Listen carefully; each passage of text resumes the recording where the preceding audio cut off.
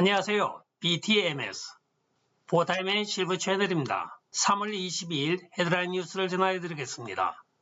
보타임 마라라고의 수석 대변인인 제이슨 밀러가 도널드 트럼프 대통령이 2-3개월 안에 개인 소셜 미디어 플랫폼을 런칭할 계획이라고 발표했습니다. 그간에 여러 소문이 있었으나 결국은 본인이 직접 만들고 마는 굉장히 진보적인 도널드 트럼프 대통령이기도 합니다. 그간에 마이필로, 내 베개의 린더의 플랫폼을 사용할 것이라는 예상이 많았는데 결국은 본인이 직접 만드는 쪽으로 가닥을 잡아가고 있습니다.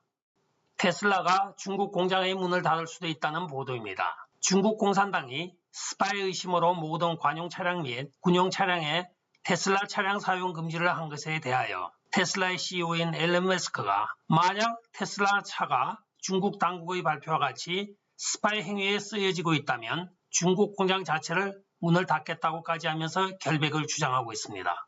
일본이 중국의 미국 침공을 막고 대만 점령을 막는다는 명분하에 재무장을 하고 있습니다. 이는 1945년 이후 71년 만에 일본 자위대가 실제적으로 군대가 되어가는 수순이며 일본은 또한 대만에 자위대라는 군부대를 파견할 계획을 수립하고 조 바이든 정부와 협의에 들어간 것으로 알려지고 있습니다. 이는 2차 대전 후 첫 해외 군대 파견입니다. 구한말의 세계 정세와 같은 현상이 벌어지고 있습니다. 지난 12월에 루이지애나에서 하원에 당선이 되었으나 의원 취임도 못해보고 코비드로 인하여 사망하였던 고 루크 렐로우 의원의 미망인인 줄리아 렐로우가 루이지애나의 보궐선거에서 당선이 되어 남편이 못 이룬 하원 입성을 이루게 되었습니다. 일반 언론이 루크의 사망이 코로나로 인한 것으로 보도되었으나 나중에 밝혀진 사연은 심장 수술로 인한 후유증으로 사망한 것으로 밝혀졌습니다. 싱글맘 의원님 축하드립니다.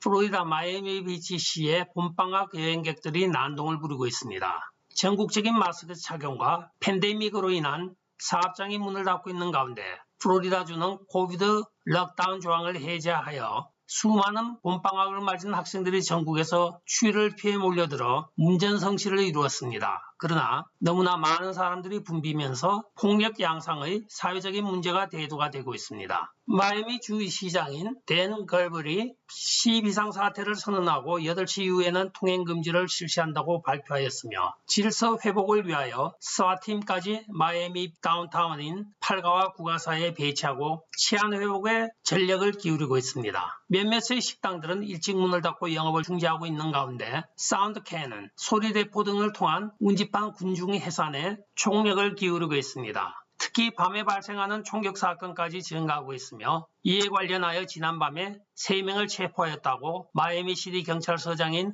리차드 크레먼이 발표를 하였습니다. 그 내용에 의하면 통제 불가능 상황으로 치닫는 것을 염려한다고 하고 기자회견을 하고 있습니다. 이 일은 타 지역은 아직까지 너무 춥고 또한 코로나로 럭다운이 되어 있어서 전국적으로 수많은 젊은이들이 플로리다 마이애미에서 열리는 스프링 브레이크 페스티벌로 다 몰려와서 생긴 현상입니다.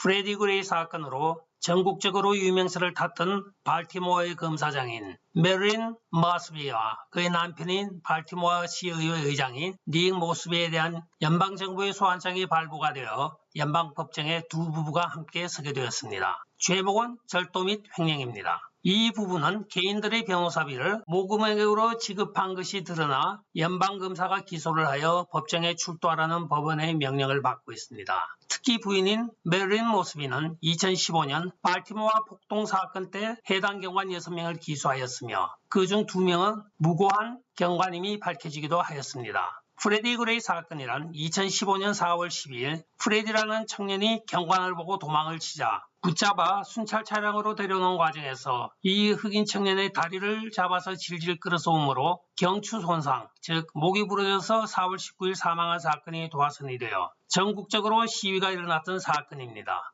조 바이든 정부가 불법 입국자들에 대하여 법정 출두일 지정도 없이 무조건 구금시설에서 풀어줌으로써 큰 사회 문제가 되고 있으며 CBP 관계자의 말에 따르면 지금까지 보지 못하였던 일이 현실에서 벌어지고 있다고 말하였습니다. 그간의 바이든 행정부를 지원하였던 메인스트림 미디어조차 이제 국경 문제에 대하여 조 바이든을 비난하고 나섰습니다. 한편 도널드 트럼프 대통령은 조 바이든의 이민 정책은 우둔하고 국가적인 수치라고 DHS 수장인 알레한드로 마요카스를 비방하며 조 바이든에게 즉시 국경 장벽 건설을 완성하고 심오하고 효과가 입증된 도널드 트럼프 대통령의 국경 정책을 다시 채택할 것을 촉구하였습니다. 북한 김정은에게 비자금 조달 및 사치품을 공급하여온 문명철이 가짜 서류까지 만들어 돈 세탁을 하여 유엔 제재를 위반한 혐의로 말레이시아에서 미국 FBI의 신병 인도가 되었습니다. 그가 문명철의 변호인단은 정치적인 소환이라고 하면서 범인 인도에 대한 소송을 제기하여 2019년 5월 2일 영장 발부한 이후 계속 인도를 거부하여 오다가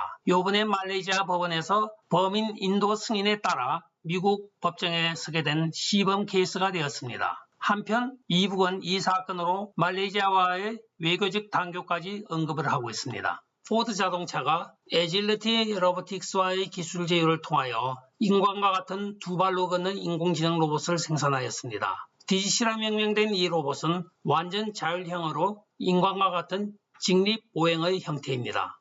끝까지 시청해 주셔서 감사합니다. 좋아요, 구독, 알림 그리고 공유 부탁드리고 댓글도 많이 부탁드리겠습니다. 안녕히 계십시오.